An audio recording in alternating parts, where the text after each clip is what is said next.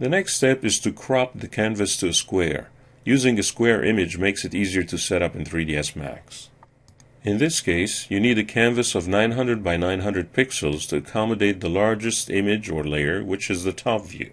One way to achieve this is to create additional grid lines. You will need two vertical grid lines at the 450 and 1350 pixel positions, and two horizontal grid lines at the 50 and 950 pixel positions.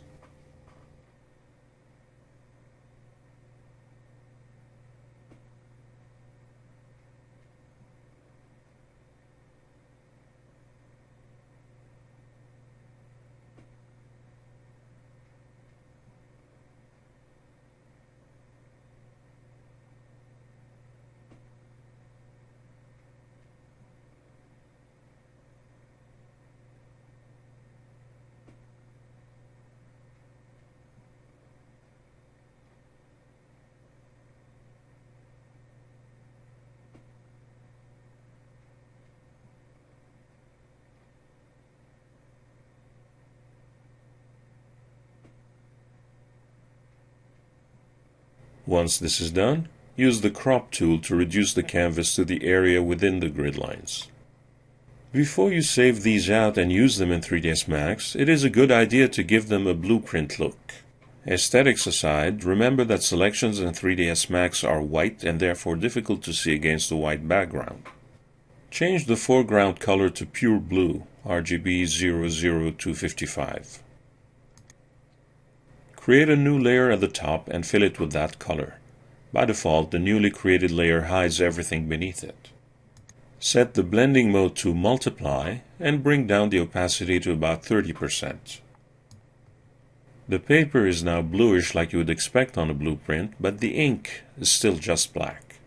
Add a new layer on top of this one, fill it with the same blue color, but this time set its blending mode to lighten. You now have a nice blueprint look. Finally, you need to save these references out as separate JPEG files. Start with the side view and name it Side JPEG.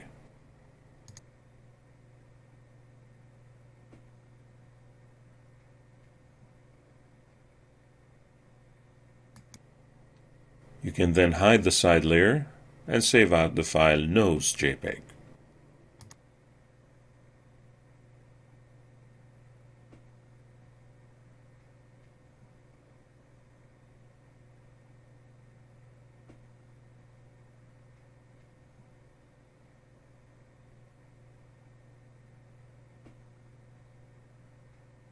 Finally, hide the nose view and save out Top JPEG.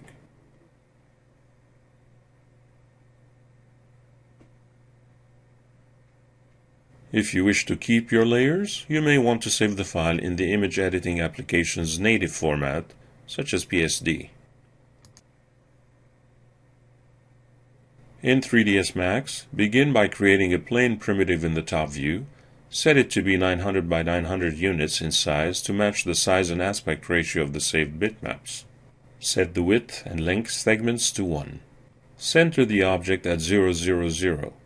Make all the viewports shaded, F3, and using Edge Faces mode, F4.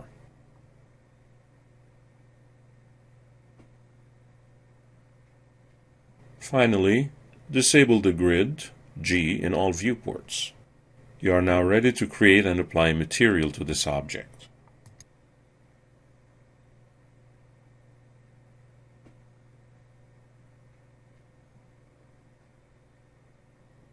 Use a standard material and set it to be fully self-illuminated 100% so it is not affected by any lights in the scene.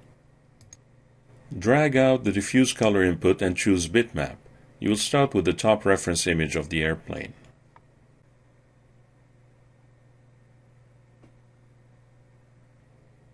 Enable Show Map in Viewport. If the image appears fuzzy on the plane object, here's what you need to do. Go to Customize Preferences, and in the Viewports tab, under Configure Driver, make sure the options that read Match Bitmap as closely as possible are enabled. If you have to enable these options, save your file and reopen it to view the changes. Now that you have the top view in place, use it to create the front view. Using Angle Snap, shift and rotate the plane to create a 90-degree copy on the x-axis.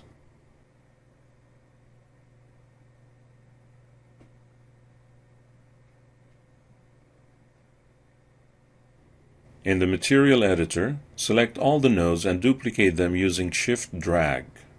At the map level, ensure Show Map in Viewports is still enabled, and replace the top view with the side view.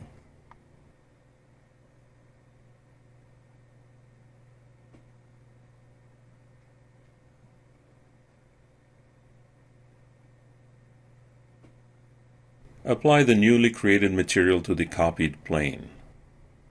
Similarly, use the side view to create another 90-degree copy, this time on the Z-plane.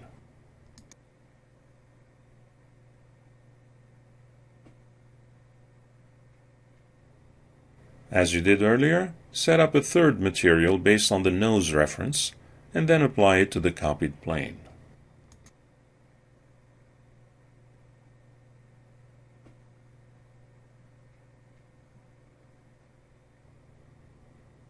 You now have 3 reference planes with the 3 required images sharing the same center point. The planes are 900 by 900 units in size.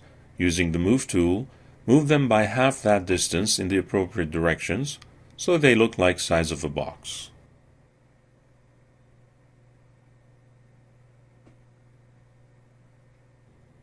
Finally, it is usually a good idea to freeze these reference planes before you start modeling.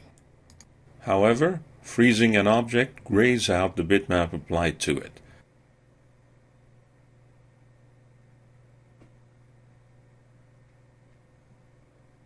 You first need to right-click the object, access its properties, and disable the Show Frozen in Gray option. You can then safely freeze the reference planes and start modeling.